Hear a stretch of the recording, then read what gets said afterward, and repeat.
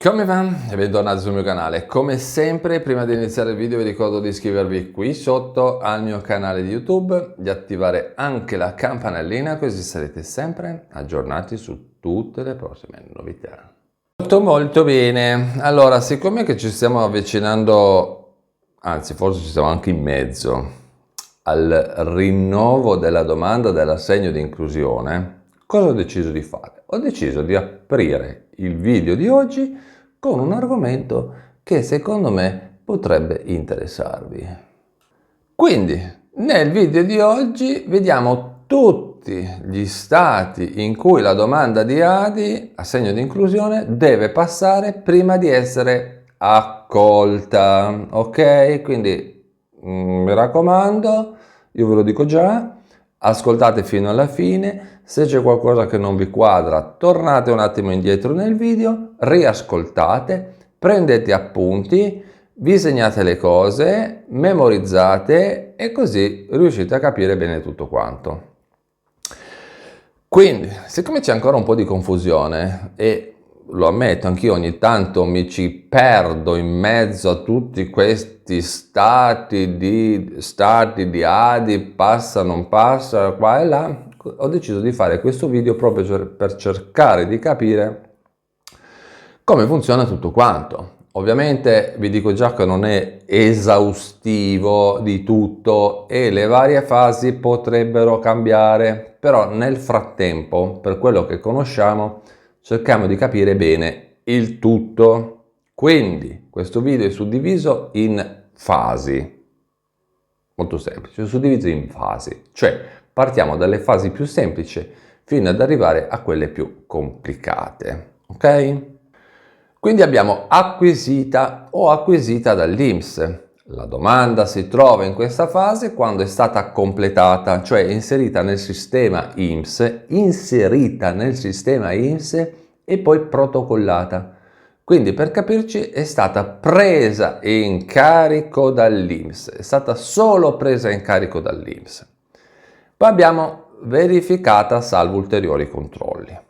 Questa fase si verifica quando l'attività di prima istruttoria, attenzione, prima istruttoria, cioè la prima fase, è stata completata, quindi a questo punto il richiedente può proseguire con la successiva fase all'interno del sito internet del SISL, quel sito internet dove si compila anche il PAD, patto attivazione digitale, eccetera, eccetera. Poi abbiamo accolta salvo ulteriori controlli, accolta salvo ulteriori controlli. La domanda è accolta salvo ulteriori controlli quando il richiedente ha sottoscritto il PAD, patto attivazione digitale, e a questo punto l'INPS farà ulteriori controlli. Poi abbiamo la fase un po' più carina, quella che si chiama accolta.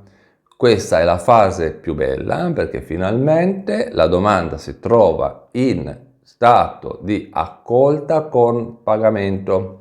Questo si verifica quando tutti i controlli sono stati superati e ha avuto esito positivo e ADI può iniziare a essere pagato.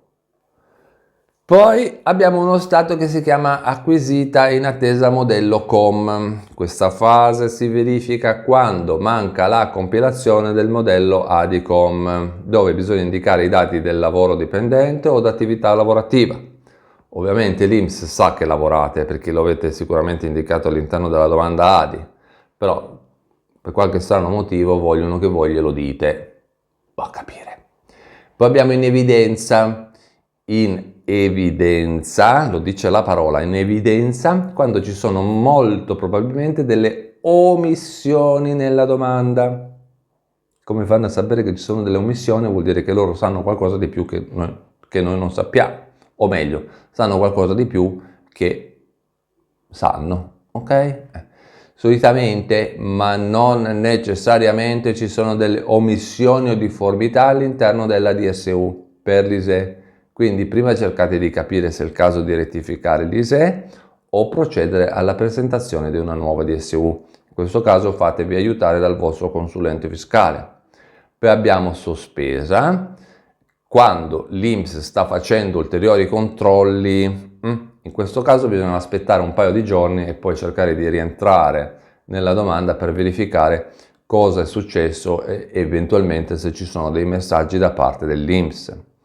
Respinta quando è stata completata tutta la fase dei controlli e alla fine c'è un esito negativo. Ok? A questo punto bisogna capire perché è stata respinta e se eventualmente non ne avevate diritto. Quindi dovete prima di tutto controllare i vostri requisiti per poter accedere alla domanda. Revocata quando sono risultate delle dichiarazioni non proprio veritiere da parte del cittadino al momento della presentazione della domanda. Poi abbiamo gli ultimi due che sono decaduta e annullata. Decaduta quando uno o più requisiti per poter beneficiare di ADI non ci sono più rispetto a quando era stata presentata la domanda. E annullata quando salta fuori, quando in teoria la tua domanda risulta annullata perché il cittadino o il patronato hanno annullato la domanda, cioè quando qualcuno ha annullato la domanda. Prima di proseguire negli argomenti del video, ricordatevi come sempre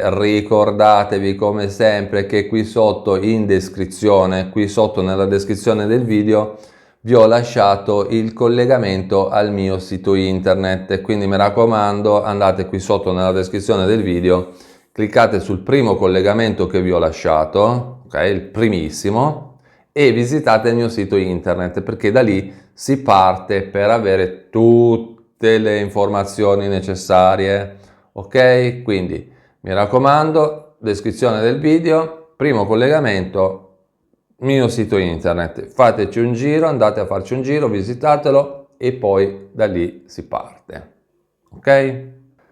Altro argomento di oggi. Oggi voglio rispondere a una domanda che sembra impossibile da realizzare con la carta ADI. E cioè,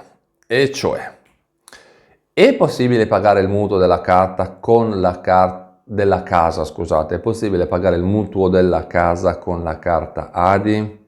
Ebbene sì, la risposta è ebbene sì, si può pagare. E voi direte, e tu come fai a saperlo? Io lo so, io so tutto perché ho trovato un decreto interministeriale del Ministero del Lavoro firmato proprio da Calderone, Marina Elvira, che dice che si può fare. E ora vi leggo cosa c'è scritto, prendete nota. E dice, i nuclei familiari, residenti in abitazione di proprietà, per il cui acquisto o per la cui costruzione è stato contratto un mutuo, possono, attraverso la carta ADI, effettuare un bonifico mensile a favore dell'intermediario che ha concesso il mutuo. Vabbè, intermediario che ha concesso il mutuo, tradotto banca, posta, non è che ci sono chissà finanziarie, non è che c'è chissà quali intermediari, ok? Quindi in definitiva si può pagare il mutuo con un bonifico mensile. Poi eventualmente qui sotto nella descrizione del video vi lascio poi il collegamento al decreto, così se volete ve lo potete andare a leggere, ok? Molto bene. Quindi, prima di concludere, vi ricordo di andare a visitare qui sotto nella descrizione del video il mio sito internet, fateci un giro, guardate che cosa ci sono, le novità che ci sono e poi eventualmente mi fate sapere, anche perché da lì e volendo potete contattarmi, ok? Bene. Con questo è tutto, io vi ringrazio per avermi guardato, vi ricordo di iscrivervi al mio canale di YouTube, di attivare anche la campanellina così sarete sempre aggiornati su tutte le prossime novità. E noi ci vediamo in un prossimo aggiornamento. A presto, ciao!